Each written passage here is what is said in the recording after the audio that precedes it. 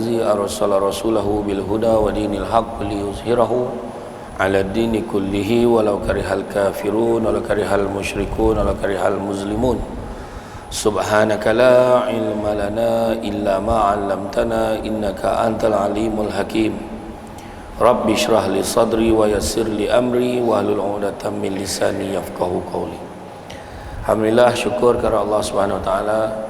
Segala puji bagi Allah Tuhan sekalian alam. Salam dan salam ke atas junjungan besar Nabi Muhammad sallallahu alaihi wasallam. Terima kasih banyak diucapkan kepada semua yang hadir pada hari ini, terutamanya kepada Tuan Pengerusi Masjid, Tuan Imam, Barisan Jawatankuasa Hulu Balang, penggerak aktiviti masjid, pemimpin-pemimpin tempatan semua peringkat yang berkesempatan hadir, tuan-tuan dan puan-puan dan mati Allah sekalian.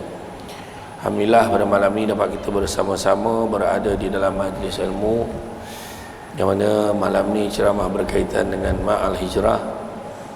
Dan masih lagi kita bercerita tentang hijrah, yang mana disebutkan dalam satu hadis, yang mana daripada Abi Hafs Umar bin Al-Khattab radhiyallahu anhu, dia berkata bahawa aku mendengar Rasulullah sallallahu alaihi wasallam bersabda, sesungguhnya setiap perbuatan itu tergantung kepada niatnya, dan setiap orang akan dibalas berdasarkan apa yang diniatkannya. Dan siapa yang hijrahnya kerana ingin mendapatkan keredaan Allah dan Rasulnya, maka hijrahnya adalah menuju kepada keredaan Allah dan Rasulnya. Dan barang siapa yang hijrahnya kerana menginginkan kehidupan di dunia atau kerana wanita yang ingin dinikahinya, maka manfaat hijrahnya akan sesuai dengan apa yang dituju. Hadis riwayat Bukhari. Yang paling penting dalam tu adalah innamal a'malu binniyat wa innamal likulli imrin ma nawa. Sesungguhnya segala perbuatan itu tergantung pada niatnya, dan setiap orang akan mendapatkan apa yang diniatkan. Pengertian hijrah ni adalah merupakan sebahagian daripada sejarah Islam. Bila sebut hijrah, kita faham dari segi bahasa, berpindah daripada satu tempat ke tempat yang lain. Itu yang kita faham biasa. Hijrah, kau berhijrah lah, berhijrah. Dan ada juga dikaitkan dengan hijrah itu sebagai berubah, bertukar. Ini tidak termasuk bertukar jantina. Saya kena cakap awal-awal siap-siap, kan? Itu pun hijrah juga, ada tak? Dalam keadaan-keadaan ini kita kena tengok keadaan yang mana perubahan ini Nabi sebut juga setelah Nabi kata tidak ada lagi penghijrahan selepas Fathu Makkah, Nabi kata. Jadi yang ada cuma niat dan jihad. Nak gambarkan kat kita daripada awal hadis tu tadi, berceritakan mula-mula sekali segala perbuatan itu bergantung kepada niat. Mustahak betul niat ni. Tapi orang cakap tak apa, janji niat, kata kan. Janji niat, kata kan. Tapi rupa-rupanya niat pun susah. Macam mana niat susah? Kau tidak takkan tiap-tiap tahun orang tanya soalan, Ustaz kalau terlupa niat puasa macam mana? Tu soalan tanya. Tiap-tiap tahun tanya. Wahal dah 50 tahun puasa tu, tanya lagi tu. Ustaz kalau terlupa niat macam mana? Ustaz kalau niat bahasa Melayu je boleh tak? Punya susah cerita niat ni rupanya, kan?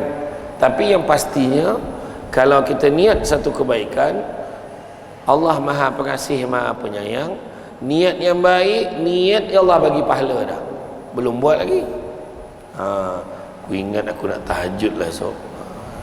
Bangun-bangun ni pukul 10 pagi. Tu salah. Tapi niat tadi kira dah. Kan? Tapi niat ni bukan hanya lafaz saja. Yang paling penting dalam hati tu betul ke tak betul nak buat tu. Kan? Ingat malam ni datang masjid, aku nak bagi 1,000 lah. Tu kan? Dia sebut kat mulut ni, kadang nak cakap bagi kawan dengar, dalam hati tak ada. Dalam bank aku tinggal 100 macam mana kan? Jadi makna kata mulut dengan hati ni yang paling penting usaha ni. Ya. Kalau baru fikir-fikir tak tentu nak bagi 100 ke 50 tu belum lagi tu. Nak bagi 100 ke nak bagi RM50 tak kira. Tapi niat ni. Jadi kalau kita tengok penghijrahan Nabi ni, Kita tengok hijrah Nabi daripada, yang kita tahu, daripada Mekah ke Yathrib, ke Madinah, kan? Siapa yang pernah pergi umrah, pergi haji, dia tahu perjalanan daripada Mekah ke Madinah, Madinah ke Mekah, dia akan cakap, kan? Tengok tak payah cerita hijrah Nabi lah, kita duduk dalam bas tu, ya Allah, dengan pakai kain ihram tu, kan? Duduk dalam bas. Kalau terlelap tu, bila terjaga tu terperanjat macam teranjang masa. Sebab ringan kan. Pandang kat luar tu tengok, ya Allah. Kita pandang dekat luar tu, tengok bukit bukau, tengok batu-batu tu, kita fikir, macam mana lah Nabi hijrah dulu. Yang duduk dalam bas pun sibuk tanya, Ustaz lambat lagi ke sampai ni Ustaz? Kata, Ustaz berapa jam lagi Ustaz? Kan? Berapa jam lagi? Tanya. Itu naik bas, Nabi jalan kaki. Kita tinjau tengok atau bukit tu kan. Masalahnya yang kita tinjau, yang kita nampak kat luar tu pun bukan itu jalan yang Nabi ikut. Masalahnya jalan yang Nabi ikut adalah jalan yang bukan jalan yang biasa dilalui oleh manusia biasa. Bayangkan, dahsyat tak dahsyat? Kalau kita tengok sebelum peristiwa hijrah tu berlaku, sebelum berlaku ada satu lagi peristiwa besar, iaitu peristiwa Isra wal Mi'raj, kan? Dalam peristiwa Isra wal Mi'raj, Nabi tak jalan kaki, Nabi naik burak. Nabi naik burak. Masa tu ditunjukkanlah oleh Jibril, tu kenapa tu Baitul Laham, tu Bukit Tursina, ni tempat Nabi Musa, ni wahyu, tu tempat Nabi Isa alaihissalam dilahirkan. Tu kau nampak tu Yathrib tu, tak lama lagi kau akan diperintahkan oleh Allah untuk hijrah ke sana. Nabi tak petikai pahala, Nabi tak tanya, apa cer, kan? Sebab apa? Sebab Mekah ni kampung halaman Nabi. Apa halak kena bagi Madinah pula, kan? Nabi tak tanya pun. Cuba kalau kita dengar kau nak kena transfer tak lama lagi, wah, hara dia telefon Malaysia, confirm kau kena transfer daripada Pulau Pinang hantar ke mana? Ulu Tembeling. Ulu Tembeling bang, wah parah, dia kata. Tak apalah, kau sabarlah, naik bot apa semua. Kawan-kawan pula mengakal ni, habislah kau, dia kan. Dia pun tak apalah, nak buat macam mana. Tapi dalam hati tu dia fikir. Lepas tu tiba-tiba sampai surat pertukaran ni. Dia pun buatlah surat rayuan, memohon penangguhan sementara menyelesaikan tugas-tugas yang perlu diselesaikan. Minta tangguh 2 minggu, sebulan, minta. Dapat tangguh sebulan. Dalam tempoh tu semua kabel dia pakai, nak pastikan boleh batalkan perpindahan, kan? Itu orang kita lah. Tapi Nabi tak. Bila Nabi dengar, Allah akan perintahkan kau untuk hijrah ke sana. Sebab apa? Allah perintahkan, buat. Nabi Ibrahim perintah sembelih anak dia, buat, kan? Tidak, pun tidak, kan? Nabi apa? Nabi kita tak ada lah pahal pula, hijrah pula, tak ada. Nak menunjukkan tu, ada orang cakap ada orang yang lahir salah hari bulan tu, dia cakap Nabi ni sebenarnya pelarian. Nabi kan pelarian. Nak lari dah lama orang nak bunuh Nabi, bukan baru hari tu nak bunuh Nabi, lama dah. Tapi Nabi keluar berhijrah sebab apa? Sebab Allah suruh, macam tu. Jadi pengajaran pertama, Allahu Akbar, Allah suruh masjid, datang masjid, bukan Bilal panggil dah. Allah dah bagi kita dengar azan tu. Ada seorang lelaki tu, saya tak nak sebut kampung mana, kau tak pergi masjid, aku tak nampak lah masjid tu, masjid depan rumah dia tu, aku tak nampak lah masjid tu. Besok tu tumbuh daging mata, Allah bagi tunai kat dia, tumbuh daging, memang tak nampak dah tu. Jangan main-main, kan? Jangan sebut tak dengar lah, aku tak dengar azan, tak apa dengar azan sekarang ni, jangan main-main, kan? Jadi bila Allah suruh tu buat dah, kan? Jadi bila dapat perintah Allah suruh berhijrah, Nabi pun hijrah lah. Dan menunjukkan Nabi bukan pelarian sebab semuanya dirancang. Bila Nabi keluar, Nabi tak tahu lah, Nabi ikut jalan pintu belakang dan Nabi siap plan tu. Sayyidina Ali, wahai Ali, kau ganti aku tempat tidur. Punya riangnya Sayyidina Ali dapat ganti tempat tidur Nabi. Cuba kalau kita, kan, imam lah, imamnya, ada orang nak pukul aku, aku tak tahu pahal, kau ganti aku, kau menyamar jadi imam, kau pakai jubah, kau duduk depan dia. Agak-agak boleh tak? Imam nak matilah seseorang, imam janganlah ajak orang lain. Agak mungkin kita macam tu lah kan, tak sampai tahap tu lah. Tapi dengan Nabi lain. Orang nak terlibat dengan peristiwa hijrah, tak apalah sebagai apa sekalipun kan. Sayyidina Abu Bakar dah menangis dah sebab dipilih, menangis terharu kerana dipilih untuk mengikuti Nabi, menemankan Nabi. Sayyidina Ali pun tidur lah, buat-buat lah tidur, berselubung lah dekat katil Nabi tu, dekat tempat tidur Nabi tu. Jadi bila keluar, Nabi keluar ke depan, Nabi menghadap, tentera kafir Quraisy dah mengelilingi rumah. Bila menghadap, Nabi yakin bila Nabi menghadap keluar tu, alhamdulillah, dengan bantuan Allah, tentera kafir Quraisy memandang tapi tidak melihat. Nabi buat macam ni pun dia tak nampak. Nabi siap ambil pasir tabuk kat kepala tentera, berjurai tak nampak tu. Sambil Nabi baca waja'alna min baini aidihim saddan wa min khalfihim saddan fa ashaynahum fahum la yubsirun kan. Dibina tembok-tembok di hadapan, tembok di belakang, dia tak dapat tengok, tak dapat melihat. Tu ada ustaz tu cakap, baca ayat ni kalau nak elak speed trap. Nak masuk je highway tu baca lah.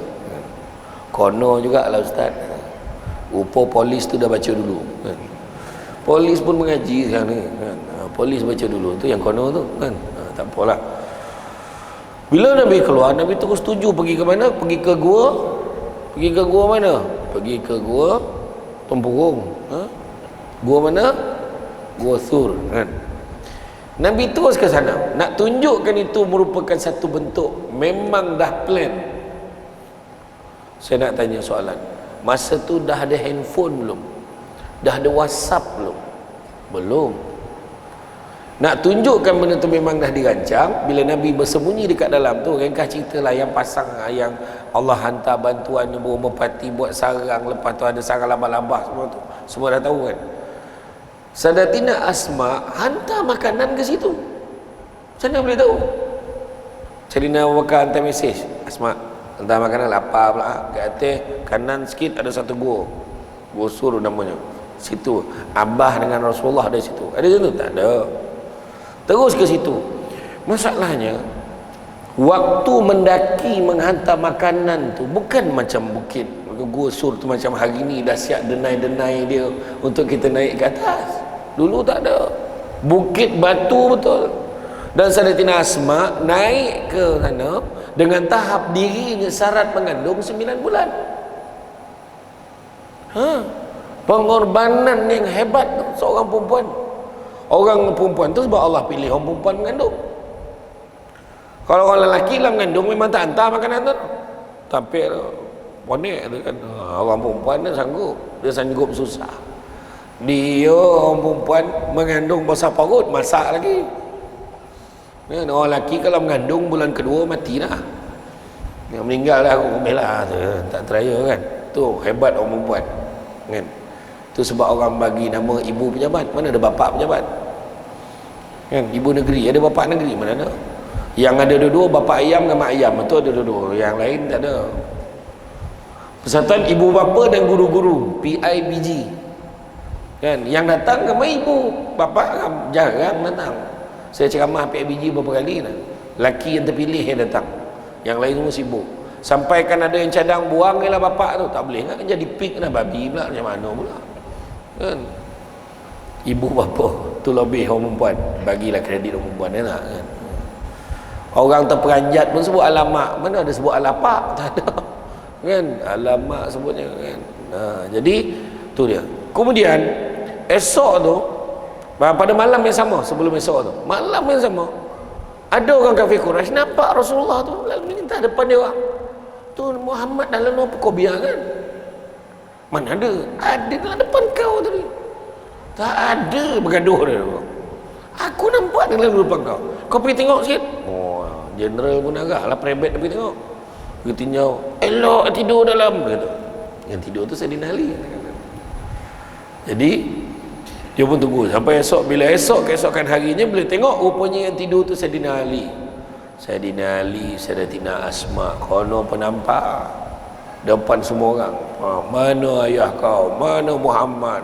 Tapi dia tak, aku tak tahu, kami tak tahu. nampak tak? Setelah 3 hari susun plan, Abdullah bin Uraikid tunjukkan jalan. Abdullah bin Uraikid pada ketika itu bukan Islam, tunjuk jalan yang bukan jalan yang biasa dilalui oleh manusia biasa. Tu yang kata tadi, dalam peristiwa Isra dan Mi'raj, Nabi naik Buraq. Kalau Nabi nak senang, nak selamat, why not? Ya Allah, kau hantarlah Buraq seko, payah ni, ramailah nak bunuh aku ni. Kenapa Nabi tak panggil? Tentu-tentu Allah akan hantar, tapi nak tunjukkan kita ibrah pengajarannya. Nak berhijrah bukan senang. Contoh kalau saya sebut ni perubahan ni, betul banyak perubahan pada wajah-wajah di hadapan saya. Contohnya, berubahlah dengan berhenti merokok. Nampak berubah. Aduh, rokok pula yang kau pilih, carilah tajuk lain ustaz oi. Kan bukan senang berhenti merokok, betul tak? Bukan senang. Tu saya kata niat pun susah tau. Kau berhenti merokok apa hal? Dia kata ustaz tu balik tang Mesir mengajar kitab, elok risap, kau pula nak ajar aku kan? Hujah dia tu ada tu. Abang, kau berhentilah isap rokok. Kau isap rokok sehari berapa? RM20, RM30. Okey, kalau kau simpan duit rokok ni, kau boleh beli kereta Ativa tu cash tau. Kau yang tak merokok pun beli kereta hutang, banyak cerita kan. Macam mana nak cakap? Ada je hujah dia tu. Nak tunjuk niat pun susah kan. Jadi saya faham. Saya ada seorang kawan saya tu di Seremban, bukan orang Seremban macam tu, tapi kawan saya tu kat Seremban memang heavy smoker. Dia jenis hisap rokok ni, habis tu sambung, memang istiqamah betul. Warak 2 barkun apa tatap sambung, habis sambung. Saya kata kat dia, macam ni kau buat macam ni. Saya kata, ni nasihat saya lah. Kau nak donggang, tak nak donggang sudah. Masjid di Pulau Pinang ni, saya ada jumpa beberapa masjid, dia letak keputusan sebesar-besar kat dinding tu, keputusan Majlis Fatwa Kebangsaan tentang rokok. Di Penang ni, yang dekat tapi tu, yang dia tampal keputusan situ rokok tu. Masalah tu kan. Kan? Jadi saya nasihatkan kawan saya kata, macam mana kau buat macam ni, kau isap rokok seminggu, kata hari ni berapa, 30 batang sehari, tak apa, minggu ni 30 batang, seminggu 30 batang sehari, Isnin sampai Ahad. Minggu depan 29 batang sehari, turun. Minggu satu lagi 28 batang sehari, minggu satu lagi 27 batang sehari, minggu satu lagi mati, contoh tak sempat berhenti. Biarlah mati dalam keadaan sedang berusaha berhenti merokok. Itu nasihat saya lah. Tapi kalau dah tak nak berhenti tu pulang, nak bagi tahu susah weh, susah. Lokek kotak rokok tu gambar jantung terbakar tu, macam tu dia rokok tu. Tak lama lagi rokok tak simpan dalam kotak lah. Bang, rokok 2 batang bang, ambil kat mayat tu, dekat mayat tu, mayat yang mati sebab rokok. Macam tu kan dia beli tu, 2 batang kat hidung, 2 batang kat telinga, macam tu kan. Macam tu agaknya lah. Tak apa, kita tukar, berubah. Oh perempuan, kalau kena tegur kan, kau ni berhenti-berhentilah bercerita pasal orang. Apa salah kau bercerita? Kita cerita kebenaran. Si ayat orang perempuan ada hujah tu. Sebab bukan senang, niat aja susah. Tu sebab Nabi kata, yang susah tu niat tu susah, dan juga jihad perjuangan nak laksana apa yang kita niatkan lagi susah. Tu cerita dia. Jadi perubahan yang kita nak tadi, perubahan pada buruk pada baik, baik pada lebih baik, lebih baik pada lebih baik, sejajar dengan topik kita pada hari ini, iaitu manfaat kan, manusia yang bermanfaat kepada orang lain. Baru sampai tajuk rupanya, belum definisi tak berilah ceramah malam ni. Jadi makna kata kalau kita tengok dari segi perubahan pada buruk pada baik, baik pada lebih baik, lebih pada lebih baik ni, kita kena tengok, tinjau balik diri kita. Macam mana kedudukan diri kita, baik ke tak baik lah ni. Sebaik-baik mana pun kita, tentu ada ruang untuk memperbaiki diri, sebab kita tidak sempurna. Nabi kata sesungguhnya manusia itu berdosa, dan sebaik-baik manusia yang berdosa itu adalah bertaubat kepada Allah. Confirm dosa, melainkan alhamdulillah Ustaz, saya dah cek dah setakat bulan Ogos ni memang belum ada dosa lagi. Berani tak cakap macam tu? Siapa yang berani angkat tangan? Yang angkat tangan tu pun berdosa dah, sebab tak sedar diri kan. Sebab memang kita ada buat salah kan, ada buat salah. Memang ada je pertikaian kita. Kadang-kadang tengok pengantin ni, hari ni pergi kena kahwin, buruk betul pengantin lelaki tu. La ilaha illallah Pak, dia kata kan, macam tu perempuan macam tu pilihnya. La ilaha illallah, ada je nak cakap kan. Contoh ada je. Maknanya kata-kata tu cepat, dia kata tak kata pun kat hati tu ada. Tu sebabnya kita kena berubah. Cuma nak berubah bukan senang. Sebab apa? Sebab itu antaranya Nabi sebut, Nabi kata akan tiba masanya nanti umat Islam akan dikerumuni oleh bangsa-bangsa seluruh dunia, seolah-olah ingin mengerumuni, ingin menjamah hidangan. Apa hal lah kan? Sahabat tanya, kenapa ya Rasulullah? Adakah pada ketika itu umat Islam tidak ramai?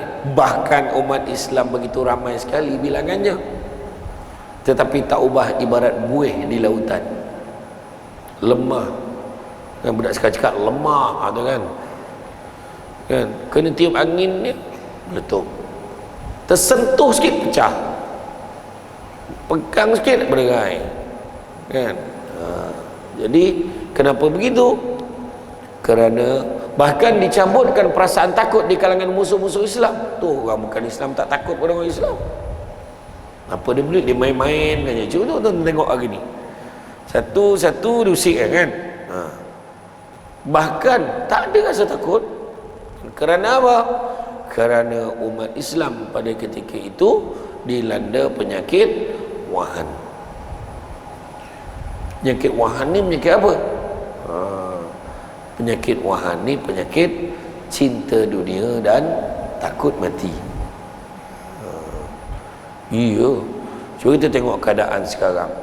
Rumah semakin besar, orang makin tak ada. Bukannya buat rumah besar-besar, orang makin ramai dalam rumah tu, orang makin tak ada. Anak seorang-seorang keluar, seorang masuk asrama, seorang kahwin. Rumah makin besar, orang makin tak ada. Faham? Jam makin mahal, makin kurang yang menepati waktu. Termasuk yang bercakap tadi, lambik pula. Betul tak? Melancong satu dunia, jiran sebelah rumah tak kenal. Merayau sampai satu dunia, mana negara dia tak pergi, jiran sebelah rumah tak kenal. Ubat-ubat semakin canggih, penyakit semakin banyak. 3 hari lepas selsema tomato, apa kegila ni nama penyakit. Tomato selsema pun dia tahulah. Penyakit selsema tomato yang menjangkiti kanak-kanak dan warga emas. Tanda-tandanya demam dan sakit sendi. Nampak tak? Air semakin bertambah jenis. Laici, laici kang. Tembici, tembikar laici. Extra jos. Kan? Air meninggal, la ilaha illallah. Meninggal apa tu? Air tu minum dia punya sedap sampai meninggal. La ilaha illallah. Orang tu cakap. Air makin bertambah jenis, berbanyak pelbagai jenis, tapi air bersih semakin kurang. Manusia semakin ramai, kemanusiaan semakin kurang. Itu cerita dia. Ilmu semakin tinggi, adab semakin kurang. Kan? Jadi Tu yang cakap tadi, puncanya salah satunya wahan tadi lah, cinta dunia, takut mati. Ya? Takut mati pun mati, berani mati pun mati, tetap mati. Tak elak, tak boleh lah. Oh boleh 100 tahun ni, tak macam tu ukur tu. Ha? Malam ni elok ya, elok ada dengar ceramah, esok dah tak bangun, dah meninggal. Orang perempuan mulalah keluar teori tu. Patutlah malam tadi dia senyap aja, nak mati rupanya. Keluar gemar kalau teori-teori je tu. Tu belum cerita lagi orang tua-tua dulu. Tu saya tak tahu sini kan. Di sembilan panggil burung cengkuit. Burung cengkuit bunyi, wah ada yang nak mati ni, ada yang nak mati ni. Ya ilallah tu kan. Yang kebetulan tu, tak ada mana sebab burung cengkuit tu dah. Kan? Ya. Kan? Ada seorang remaja Singapura umur 22 tahun, dia balik daripada kerja, dia sebut dengan ayah dia, dia boleh masuk rumah, ayah dia tanya nak makan sekali. Tak apalah ayah, nak rehat sekejap. Jadi ayah dengan mak dia makan.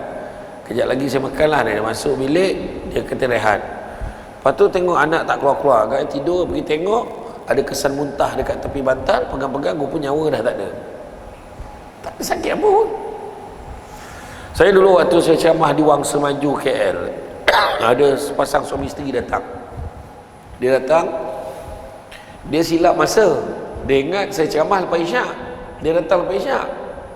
Jadi bila dia datang, dia tersempak dengan saya. Dia kata, lah ceramah bila Ustaz? Tadi Pak Maghrib. Dah sudah dah. Lah, ke tempat kami datang ni bawa hajat anak kami.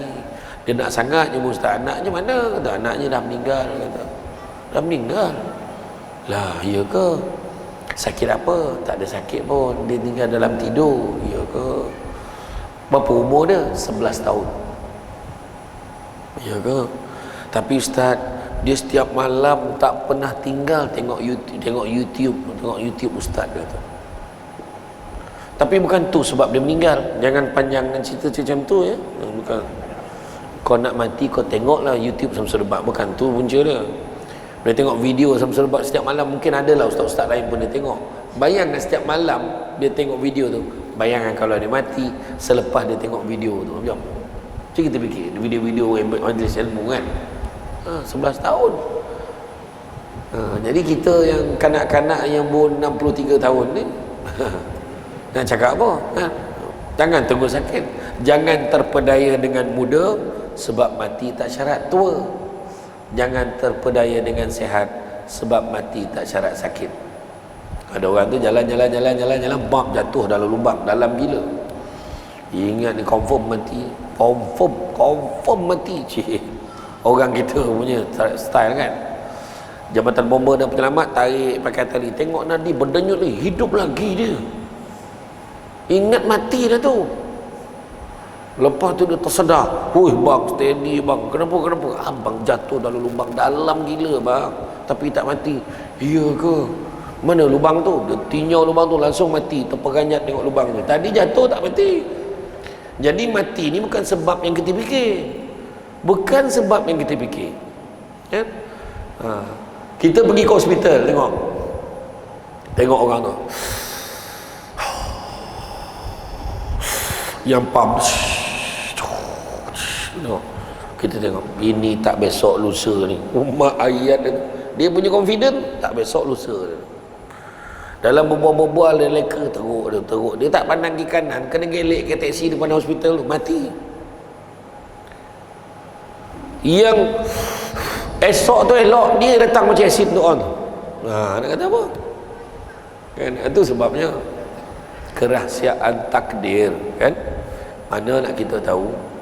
Jadi mana kata apakah cabaran yang paling besar? Cabaran yang paling besar ada dua. Iaitu yang pertamanya adalah hawa nafsu dan yang keduanya adalah tak yakin. Ya.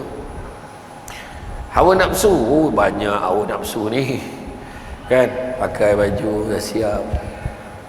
Di mana Bang Haji? Di masjid. Alah, kata nak makan sama malam ni. Kan dah janji. Dengan gedik-gedik kan dah janji. Ayolah besok lagi masjid. Habis tunda kan. Iya. Baru nak sembahyang kan, buti ingat, ya Allah, buti ingat apa? Melur untuk Firdaus. Maghrib, ya Allah, tak tengok cerita tu, dengan terkung-terkung tak sembahyang ni. Bodoh betul lah ni Firdaus ni. Memang marah tu. Sudahnya sebab apa? Nafsu nak tengok TV. Nampak tak? Siap-siap nak pergi masjid. Gimana bah? Pergi masjid. Abah kata nak buat pergi pasar malam. Anak lagi susah. Mak ayah dengan anak dia kalah. Tu nak pergi pasar malam. Nak gelip mata sikit kan. Ayolah.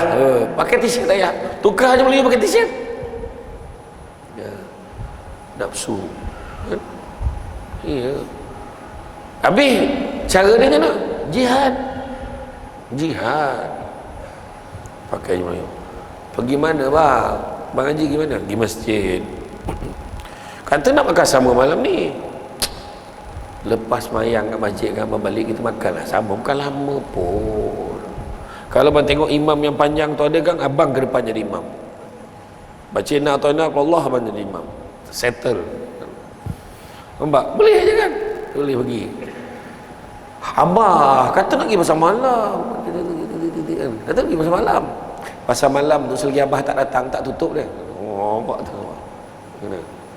Mula abah dia ya je. Sekejap lah bagi semayang. Nanti balik kita pergi. Nanti abah balik awal lah sikit. Nampak? Ya. Tu pula nafsu marah lagi. Nafsu marah isteri. Apa sal lambat balik? Apa sal lambat balik? Tadi abang balik, abang pergi maghrib tadi, imam ajak mengaji. Lepas isyak tadi pun dia ajak ngaji. Lagi abang ngaji lah, teman imam. Baca pun berterabur. La ilaha illallah, abang ngaji. Imam betul kalau abang mana abang salah tu. Tanya tidak, jangan kena kopi. No. Mulut kau. Allah, aku memang mengaji. Bukan perempuan sini tau, sini okey, tempat lain. Esok tu imam ajak ngaji lagi. Malam ni tengah ngaji sama. Tak apa bang, jangan. Tunggulah dalam 2-3 minggu dah reda-reda. Esok saya ngaji dengan abang. Rumah saya marah bang. Nafsu marah. Malam tu lepas maghrib bagi Assalamualaikum warahmatullahi wabarakatuh. Tu balik, tak sempat doa, balik. Sampai rumah awal balik tak semayang lah. La ilaha illallah. Tak semayang pula cakap ni. Aku semayang. Balik awal salah, balik lambat salah. Betul tak? Perempuan ni. Ni saya ajar orang lagi. Balik rumah, kalau orang perempuan tegur, awal lagi nimbang, start motor, keluar balik. Macam tu. Tu. Keluar balik. Ke mana tu bang? Awal lagi itu tu. Memang dia tak tegur dah. Senyap je. Tak naklah cakap kan abang keluar balik. Macam tu. Tak, sebenarnya nafsu ni kita kena kuat. Kita tengok macam Abu Bakar Al-Miski. Dia dinamakan Al-Misk ni ada sebab. Abu Bakar Al-Miski ni ketika zaman tu ada geng-geng persatuan pelacur sedunia. Oh my, tak ada lah. Tak ada nama persatuan tu. Geng-geng pelacur ni bincang. Tak ada siapa lagi boleh gugat ni iman si Abu Bakar ni, yang seorang ni. Kenapa? Tak mau, pandang perempuan pun tak nak. Pelacur yang paling top sekali, yang top number 1 punya. Kau tengok aku goda dia, mesti kalah lah dia. Dia pun pergi. Dia pergi masuk dalam rumah Abu Bakar, dia tutup pintu, nak dia peluk je Abu Bakar. Abu Bakar kata, sekejap, kau nak peluk aku kan, sekejap. Bagi aku buang air, bagi aku masuk bilik air, nak bersiap dulu. Dia ambil najis apa semua, dia sapu kat badan dia. Habis sapu, sekarang kau peluk aku. Lari pelacur tu. Semenjak pada itu Allah bagi kurniaan pada dia, bau badan dia bau al-misk, bau haruman kasturi tanpa perlu spray one drop perfume. Wangi tu apa ada? Tu dia. Cuba kalau kita, kan, yang datang tu tak adalah lawa sangat, tapi ala-ala Maya Karin dengan Luna Maya, macam itulah. Nak dipeluknya kita, apakah tindakan kita? Tolong cakap. Bukan aku yang nak peluk dia. Itu jawapan dia kan. Dia peluk aku kaget. Aku terlupa apa yang harus aku lakukan. Macam tu kan, tu masalah dia. Kan? Jangan main-main. Betul tak? Kita boleh cakap. Tapi tentang ujian tu datang, jangan cakap. Tu sebabnya saya selalu pesan.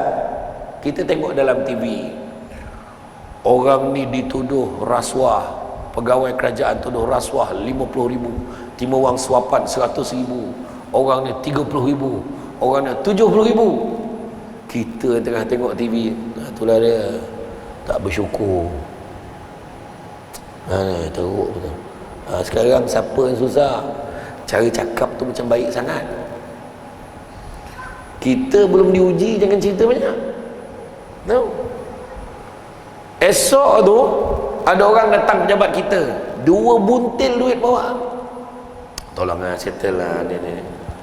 Belum tentu kita lagi baik daripada orang yang kita cakap. Jadi tu sebabnya disebutkan tu, bukannya jangan buat zina, jangan dekat pada zina. So kita nak cakap apa boleh nampak orang tu, ya Allah, jauhkanlah aku daripada ujian seperti ini ya Allah, macam tu. Faham? Jauhkanlah ujian macam ni kat aku ya Allah, aku tak kuat ya Allah, macam tu je. Faham tak? Macam orang perempuan kan, nampak orang tu kahwin 3 bahagia, gatal nak mati, mampulah kau, dia kata jangan macam itu. Semoga dia bahagia ya Allah, dan jauhkanlah aku daripada ujian seperti ini, aku tak kuat ya Allah, macam tu. Faham?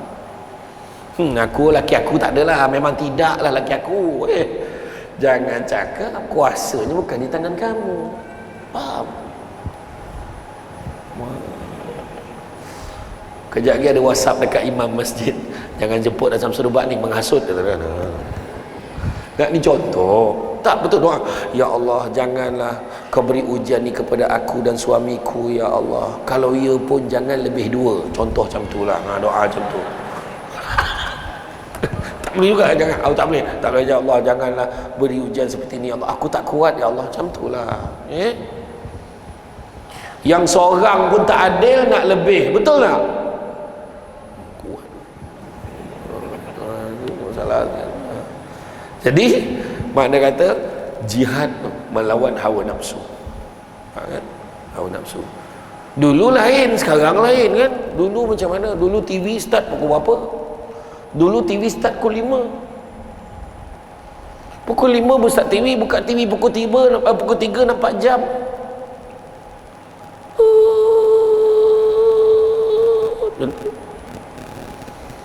Kan? TV pun, TV 1 tap nah, pusing. Ada yang tekan 1 terkeluar 2, tekan 2 terkeluar 3 kan. Dia main tekan-tekan aja dulu. Orang cakap, "Ui, TV color." TV 1 color, TV 2 tak color. TV 3 color, TV 4 tu saya sengit macam berita tu. Tegak balik kan.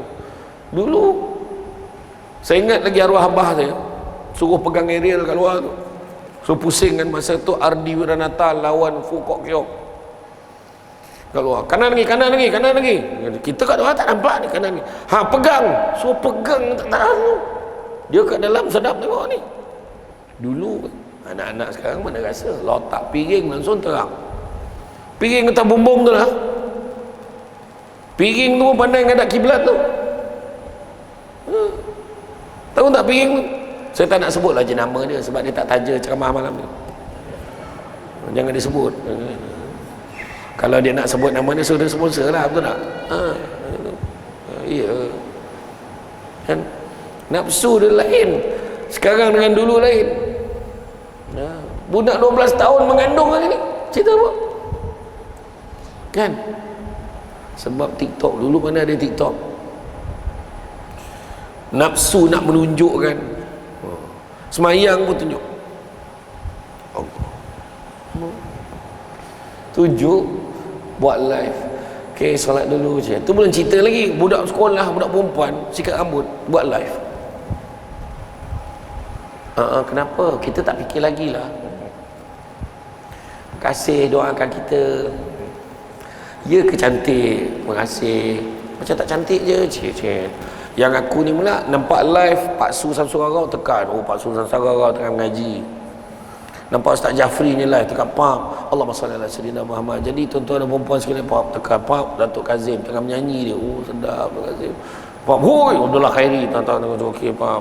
Pak Slim Bollywood tap. Tekan nak yang satu live tak tahu siapa. Yang sikat rambut tadi lah.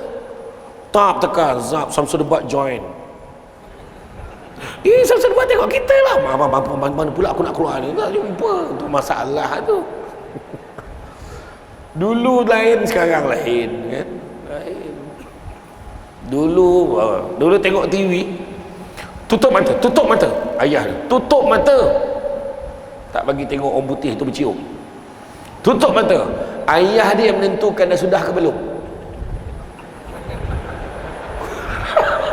Itu tak tahan. Allahu Akbar kan? Sanggup kan?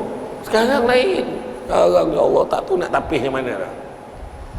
Dulu nak tengok, sekarang dulu kalau hebat pun CD tu hebat dah tu. Video kena masuk, CD masuk side A, side B, CD. Lepas tu DVD pun kena keluarkan baru boleh masuk cerita lain. YouTube dalam berapa second pap automatik dia play lain. Baru second tap dia play lain. Apa? Bahaya. Kena jaga apa? Pertama yang kita kena jaga dalam zaman ini, yang kita kena jaga perjuangan kita. Pertama jaga lisan kita, lidah kita kena jaga lidah kita. Lisan ada dua, lisan berlidah, lisan berjari. Lisan berlidah ni kita cakap, lisan berjari ni kita tulis. Apa yang kita tulis itu juga dinisbahkan sebagai apa yang kita cakap. Ya amin. Tengok kat masjid ya, bangang yang muka dalam Facebook kepala bapak semua keluar, tak guna apa semua keluar. Letak gambar seorang pemimpin, tak kira lah parti mana, ni bukan cerita politik lah, letak muka je, letak gambar muka, tak payah type apa-apa, letak muka, post. Tengok komen, kepala bapak tak guna, boleh matilah kan. Macam-macam tong, tiba-tiba Imam Masjid Umar Al-Khattab pun taib. Cubalah guna bahasa yang baik-baik, bahasa melambangkan bangsa. Apakah Nabi mengajar kita begini? Bawah tu komen, kau pun sama, semua sambung bagi kita. Kan betul itu. Macam apa? Masalahnya yang makin hambun ni bukannya yang non-Muslim, semuanya orang Melayu beragama Islam. Heran tak heran? Heran. Patut bukan orang Melayu budi bahasa ke? Kan? Makan sirih berpinang tidak, pinang ada di Kota Melaka. Makan sirih mengenyang tidak, tagah dek budi dengan bahasa. Itu dia. Barat. Macam-macam ni hambun. Jaga lidah. Menurut kajian, pada seorang manusia yang baru dilahirkan, baby yang dilahirkan tu, lidah adalah anggota yang paling lewat sekali berfungsi. Tetapi pada manusia tu bila dia meninggal dunia, lidah adalah anggota yang paling awal sekali akan hancur.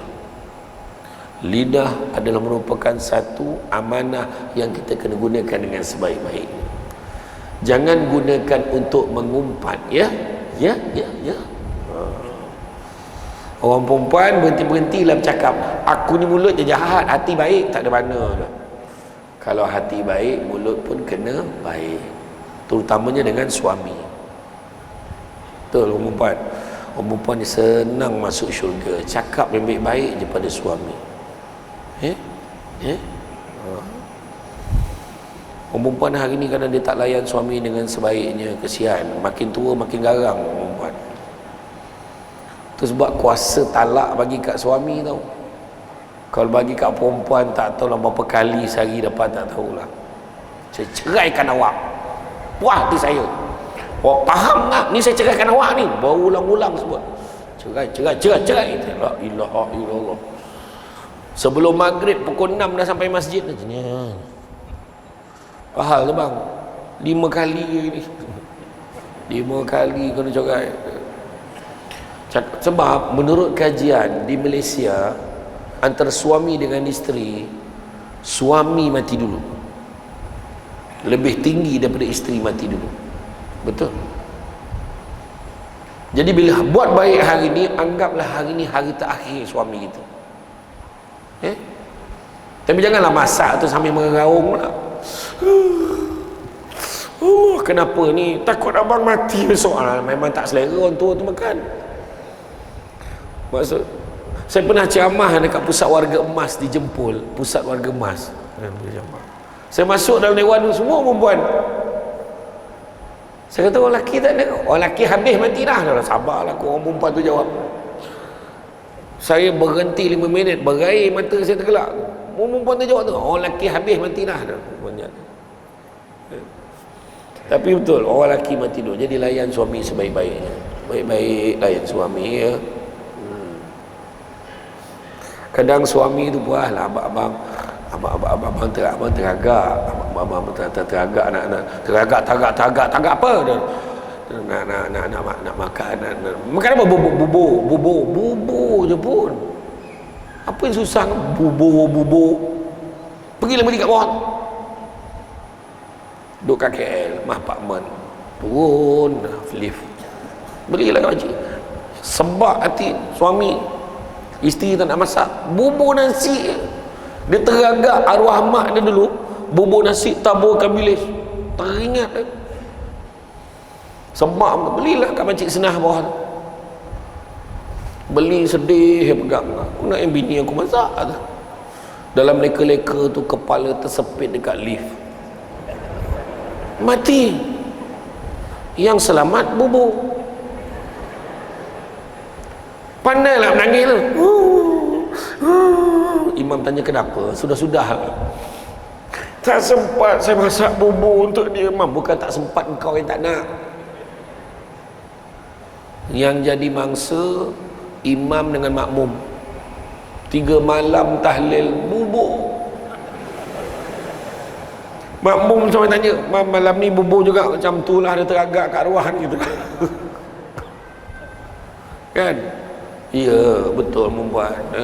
Kadang suami, abang nak air, pergi ambil kat kolah tu. Aku nak minum, bukan nak mandi. La ilaha illallah. Jangan kasar-kasar dengan suami. Balik ni layan elok. Boleh? Jangan lagi dah datuknya. Suami ni kalau kita panggil, pergi mana Bang Haji? Masjid. Oh, nampak? Lain tau. Pergi mana atuknya? Masjid buta. Kan lain. Panggil mesra. Tahu? Allah Akbar. Ya, dah tua buat cara tua kan. Ya, suami kita kalau balik petang-petang bawa dia kuih. Kan? Awak buatlah air, kita minum sama. Kan? Dah tua macam tu. Abang Haji buat kuih apa hari ni? Hari ni abang bawa kuih kapel. Kuih kapel? Kuih kapel tu kuih apa? Kuih cakui tu. Kan kapel cakui. Jangan dipisahkan mereka. Tuan-tuan. Mana? Iya, jaga lisan, jaga lidah, cakap yang baik-baik, mengaji Quran, berzikir, insya-Allah. Yang kedua, jaga apa? Jaga mata, pandang yang elok-elok. Nak berubah, pandang yang baik-baik. Pandang apa? Dapat pahala. Pandang muka mak ayah, dapat pahala. Nama dah tak jumpa mak ayah kan. Mak ayah dah tak ada ustaz, ziarah kubur dia. Kubur jauh ustaz, doakan dia, settle. Yang kedua, pandang apa dapat pahala? Pandang suami, pandang isteri dapat pahala. Dapat pahala. Dengan syarat pandang suami dengan isteri sendiri. Faham? Nampak isteri kita dapat kain.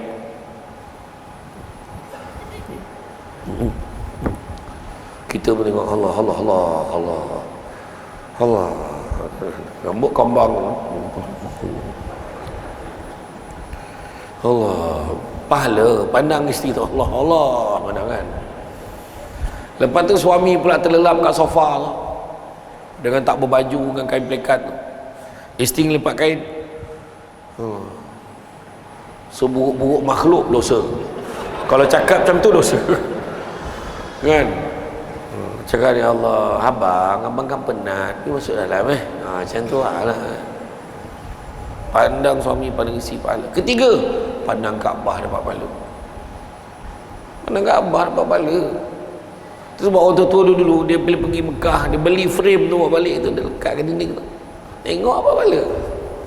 Apatah lagi pergi sana, sekarang lagi pula boleh tengok live. Ya Allah, bila lah nak sampai ke sana? Tu yang ada jemaah tu. Ya Allah, dekat sana kan. Dah sampai kat hotel, berlari, dah sampai hotel, dia tinggal ke hotel, pergi, lepas tu nama dia balik. Ustaz, banyak dosa saya Ustaz, banyak dosa saya Ustaz. Kenapa makcik? Saya tak nampak Kaabah Ustaz. Sabar makcik, ini Madinah ni. Lagi 4 hari lagi kita pergi Mekah, kita tengok ya. Dekat Masjid Nabawi dia cari Mekah, dia cari Kaabah, memang tak jumpa. Kan? Sabar makcik. Ya, orang ni kadang pergi Mekah ni kan, orang dah ramai balik tu. Lepas tu dia dah buka dah tu pengadang yang dekat Kaabah tu. Dia dah buka dah. Maknanya kita dah boleh dah rapat dengan Kaabah dah balik. Bilang orang ramai betul, ramai betul. Saya ingat hari tu saya bolehlah mengelak-ngelak gitu, bolehlah rehat kat sana. Tak ada orang Malaysia je, orang Malaysia ramai. Berhenti dekat apa tu, dekat Al Jazeera punya hentian tu, 25 ke 30 bas semua orang Malaysia. Nak masuk toilet, besok je lah kencing. Payahlah. Ya, ramai betul. Tu sebab saya kata masuk Raudah tu saya pesan jangan lama-lama sangat. Buat nak target nak buat apa-apa 10 rakaat. Okey, buat sama-sama. Assalamualaikum. Terus bangun. Allah buat lagi. Dia bantai sujud lama-lama. Menangis. Orang Arab ni badan besar, dia tak sabar. Di langkah orang Malaysia ni zop Allah Akbar. Orang Malaysia ni bangun dah galah apa pula. Mana pula aku ni ya Allah, apalah hujian untuk aku ni ya Allah. Dalam kain orang Arab tu, ya Allah, gelap ya Allah. Bau dah lain macam lah tu. Pandang atas langsung je kita apa? Ya Allah, tapi orang memang ramai. Ya? Saya insyaAllah kalau tak ada apa-apa pergi bulan 12. Siapa nak join, jom. Ini bukan promote lebih kurang macam tu lah. Tapi tak tahulah, ini pun dengar-dengarnya bulan 12 ni pun ramai yang batal, cancel, tak tahu Ustaz. Sebab katanya tiket tak ada. Lepas tu dengarnya dia naik berganda-ganda tiketnya, tak tahulah. Dengar-dengar lah, tapi buat tenang, buat tenang. Jadi mana kata pandang Kaabah dapat pahala, apatah lagi pergi sana beribadah kan? Yang keempat, pandang Quran dapat pahala. Pandang dapat pahala. Pandang dan baca lagi besar pahala. Pandang, baca, faham lagi besar pahala. Pandang, baca, faham, hafal lagi besar pahala. Pandang, baca, hafal, faham dan buat apa Allah Ta'ala suruh lagi besar pahala. Yang ketiga, hati. Buang benda-benda yang tak elok dalam hati. Tamak, buang jauh-jauh. Sombong janganlah, jangan sombong-sombong. Kadang itu sombong dengan benda tak ada apa-apa. Kopiah aku ni anak aku beli dekat Mekah, jangan usik. Jangan usik ni mahal ni. Cik, daripada Mekah ni. Bagilah aku tengok sekejap. Tengok aja tau, tengok aja. Tengok dalam tu made in Taiwan. Belagak kau kata beli kat Mekah. Nampak? Jangan apa? Nampak tak? Kadang belagak untuk selipar baru, benda tak ada apa-apa. Kita belagak ni sombong dengan Masuk dalam masjid. Masuk masjid, tak ada orang. Aku paling awal ni. Wih, dah 3 hari dah paling awal ni. Dalam hati, aku paling awal ni. Wujud dah ada dalam hati. Allahu Akbar. Bismillah. Terdengar bunyi pintu orang masuk. Berbunyi Bismillahirrahmanirrahim. Biar orang tahu dia dah sampai. Riak. Kemudian dia bercakap dengan kau perasan tak siapa yang paling awal datang masjid hari-hari ni? Engkau lah. Ya ke? Tak kebur. Dia saya cakap. Bayangkan dalam satu tempat dia boleh hadir 3-3 tu dia seorang. Ujub, riak, tak kebur. Nampak? Saya akan huraikan lagi tapi panjang lah. Mungkin dalam masa akan datang lah. Maknanya confirm kena panggil lagi ni. Macam tu lah. Untuk tajuk sombong aja. Okay. Sombong. Kemudian dengki. Dengki. Buang sifat dengki. Dengki ni yang paling bahaya. Dengki bahasa Melayu, bahasa Arabnya hasad. Punya teruknya di Malaysia ni dua-dua pakai. Hasad, dengki. Tanda-tanda, didengar tanda-tanda dengki dah ada dalam hati. Tandanya apa? Bila orang lain dapat kegembiraan, kita tak rasa apa-apa, tu dengki dah ada tu. Dengar-dengarnya anak si apa tu dapat masuk universiti, eloklah. Dengki dah ada. Eloklah. Macam tu, dia tak rasa apa. Eloklah. Dengar-dengar dia beli kereta baru. Bagus lah. Dia tak berminat pun nak seronok untuk benda tu. Tapi kalau dengar-dengar dia naik pangkat, entah apa dia jilat the bos tu, confirm dengki. Dia siap marah lagi. Dengar-dengar dia beli kereta baru, tak ada dicuri je duit tu, confirm dengki. Dengarnya anak dia dapat semua macam anak dia seorang pandai, confirm dengki. Habis sepatutnya macam mana? Sepatutnya kalau nak elak dengki, orang dapat kegembiraan, kita gembira sama. Dengar-dengarnya dia naik pangkat, alhamdulillah, boleh minta tolong dengan dia nanti. Dengar-dengar dia beli kereta baru, ya ke? Dia tu rajin tumpangan orang. Kita tumpanglah kereta dia kalau pergi kuliah nanti. Tak isi minyak buat tidur. Tak payah isi. Dengar-dengar anak dia dapat SPM, dapat semua alhamdulillah, ada juga anak-anak pandai dekat karya kita ni. Itu lah. Hati. Buang perasaan dengki. Hasad mampu memakan kebaikan. Kata Nabi, hasad mampu memakan kebaikan umpama api membakar kayu. Habis kebaikan-kebaikan kita. Jangan dengki-dengki. Kemudian perut kita janganlah membenarkan benda-benda haram masuk ke dalam perut kita. Jangan. Nabi kata, barang siapa yang membenarkan benda-benda haram masuk ke dalam perutnya, nescaya malaikat di langit dan di bumi akan melaknatnya selama sesuai selagi mana benda-benda haram itu ada di dalam perutnya.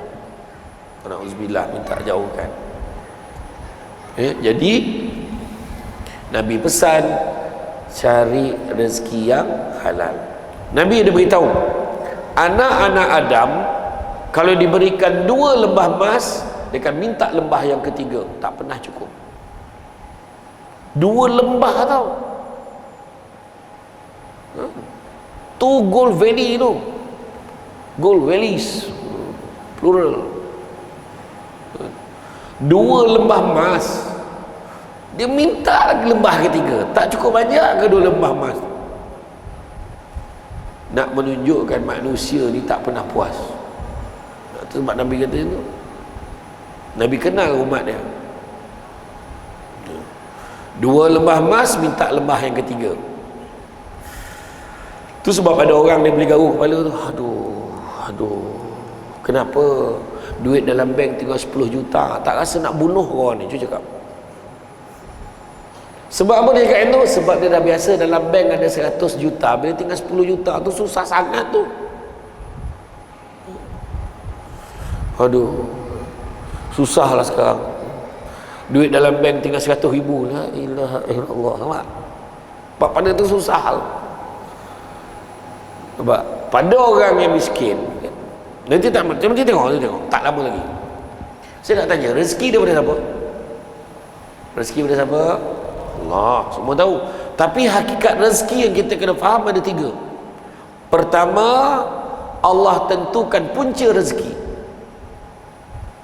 Ada orang rezeki dia naik pangkat, punca rezeki. Ada orang tengah menung-menung, tiba-tiba dapat surat, kena pergi mahkamah, perbicaraan wasiat harta, hakim ni, pembahagian harta faraid, kena pergi. Rupanya ada bahagian tanah tu makcik tu meninggal, tak ada saudara lain, kita waris tunggal. Tiba-tiba dapat 150 ribu. Wui, dia kata, daripada tak ada duit tiba-tiba ada, besar kan rezeki. Allah tentukan punca. Ada orang tu pula daripada muda susah kan, susah. Allah tentu punca dia apa? Anak-anak dia ramai, semua kerja elok-elok, setiap bulan mak dia hantar mesej.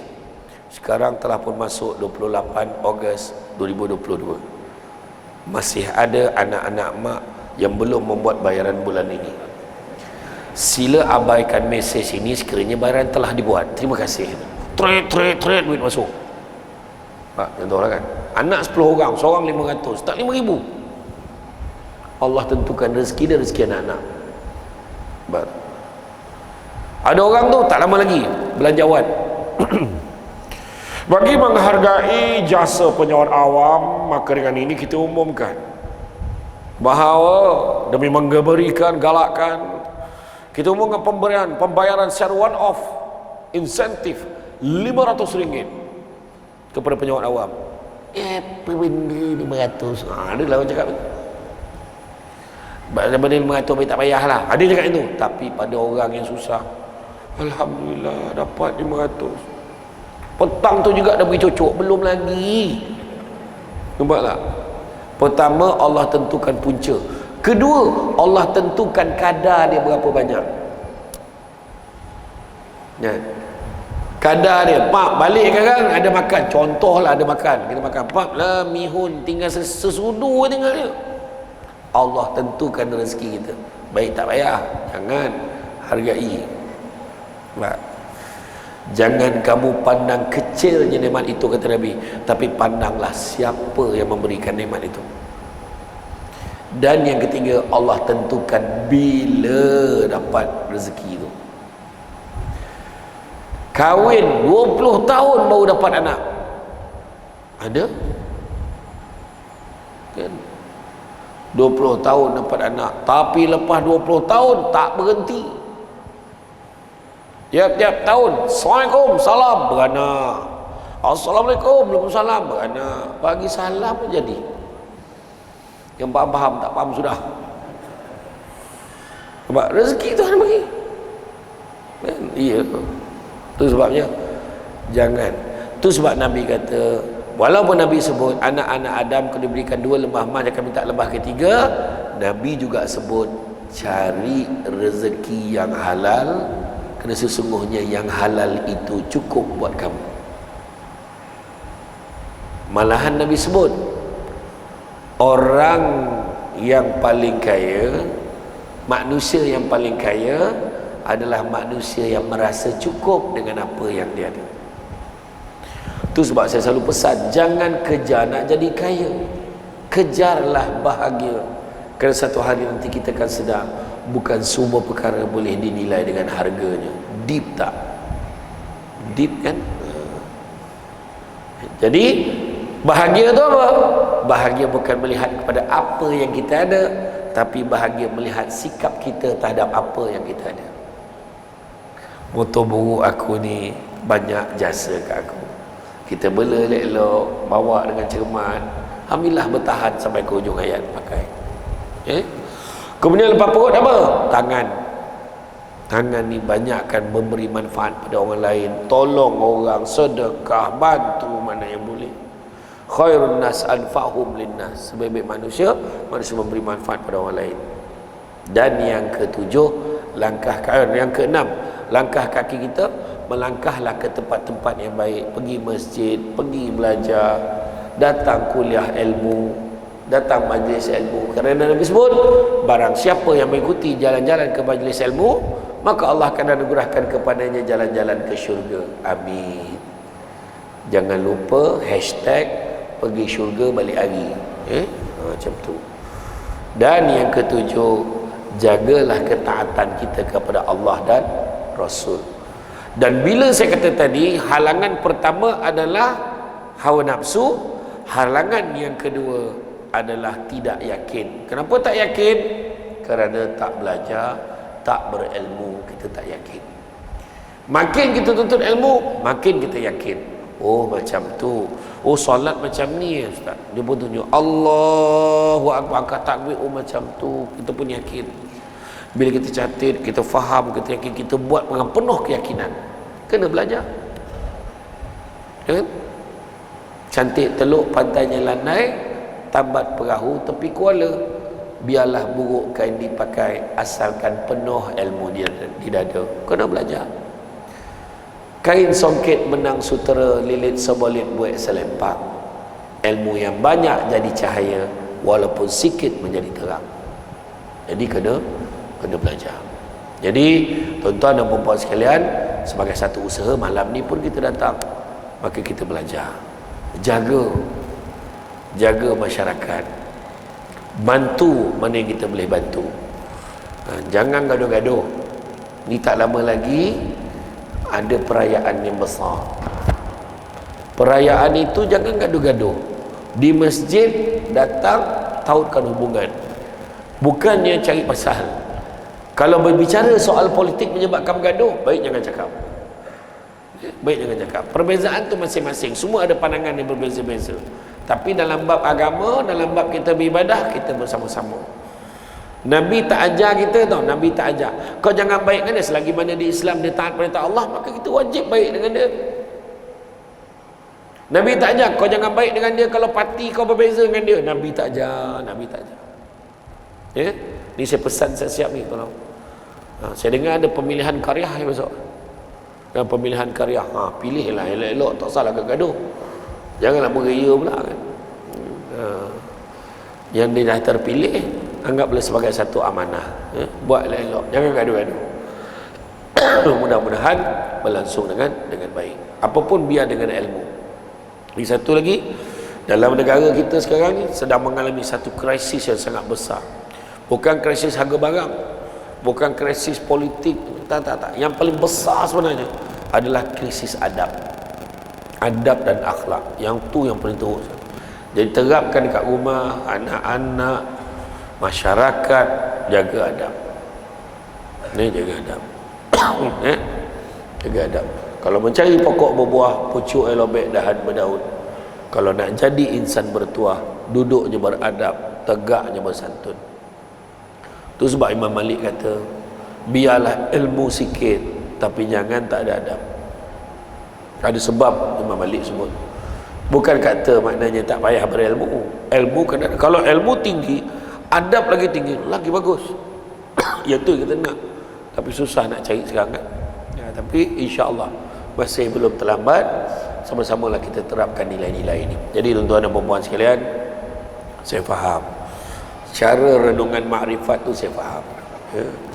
Kalau ada beralih-alih sampai duduk tu kan, kejap melunjuk, kejap macam ni tu, saya faham.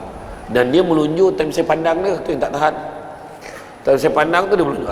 Maknanya dia faham lah tu. Ada seorang tu siap letak jam kat situ. Saja pula tu kan, nak tengok jam tu berbunyi ke tidak kan. Dia memang, dia orang dengar ceramah ni, dia 3 muka dia tengok. Muka pertama, muka penceramah, macam biasa nampak kan. Muka kedua dia tengok muka jam. Muka ketiga dia tengok pintu mana, muka pintu mana nak keluar.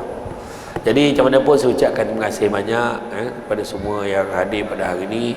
Bak kata orang, sepandai-pandai tupai melompat, akhirnya jatuh ke tanah jua. Walaupun perkongsian sudah tamat, mudah-mudahan meresap di dalam jiwa. Berubah buruk kepada baik, baik kepada lebih baik, lebih baik kepada lebih baik. Cantik dipandang rumah penghulu, kayu terukir dari papan. Alang-alang menuntut ilmu, sebutir pasir kembang kalah menjadi intan. Masa tak banyak, sejam ni memang tak cukup. Tapi insya-Allah, lain kali kan yang ada kuliah yang tadi kita belum buat lagi, yang sombong tu, insya-Allah kita tambah lagi lah. Insya-Allah. Jadi kita sama-sama kembangkan, sebar panjangkan, share pada yang lain. Ya.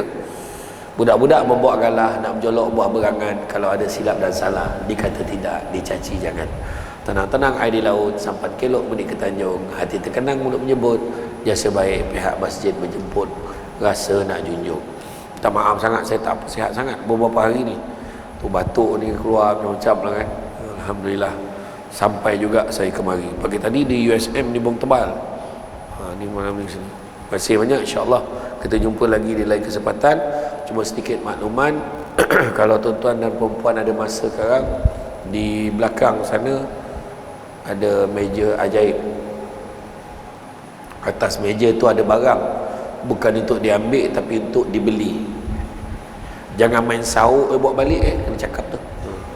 Yang pertamanya sambal crispy mengidap yang tak pernah cukup tu. Banyak tak cukup ya sambal crispy tu. Sambal crispy tu mak saya baru goreng tu. Yang Singaporean kebanyakan dia gatah macam tu je. Harga RM15 je. Ada kat belakang Dan satu lagi, tapi jangan tak semayang dulu. Kemudian ada satu lagi susu kambing Al-Amr. Susu kambing campur kurma, campur madu yang diizinkan. Okey, lambat faham lambat. Orang lelaki cepat faham. Susu kambing campur kurma, campur madu diizinkan, madu lebah lah. Yang pertama, dia tak ada bau sebab dia tak pakai kambing bayan patak. Dia tak pakai kambing Penang, dia tak pakai kambing Malaysia, dia pakai kambing daripada Holland, Belanda. Baik untuk orang yang GERD, gastrik, pedih hulu hati. Minum sekali je pagi cukup, sampai petang pun tak masuk angin. Kemudian dia baik untuk orang sakit lutut, sakit tumit, pijak, sakit tangan kebas-kebas. Siapa dah mula semayang dekat kursi tu boleh ikhtiar, insya-Allah. Kemudian dia baik untuk orang perempuan yang mengandung. Perempuan mengandung, baik untuk ibu dan baik untuk baby tu, supaya elakkan baby tu jaundice, demam kuning. Dia baik untuk orang enzima, gatal-gatal kulit. Ingat ya, minum, jangan buat mandi, minum. Apa halak memutih? Enzima dia kata buat mandi tak minum.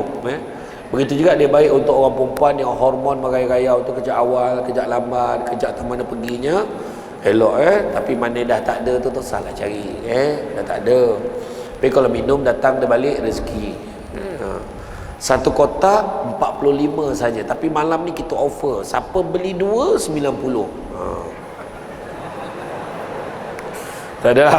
Beli satu 45, beli 2 80. Tak bawa duit tak apa, tak ada masalah. Boleh QR Pay, boleh transfer. Ustaz balik nanti transfer boleh? Boleh. Ditakdirkan sampai rumah hilang ingatan, buat macam mana? Redha lah.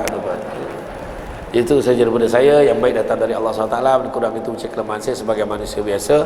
Pokok sekayu daun selasih. Thank you, terima kasih. Assalamualaikum warahmatullahi wabarakatuh.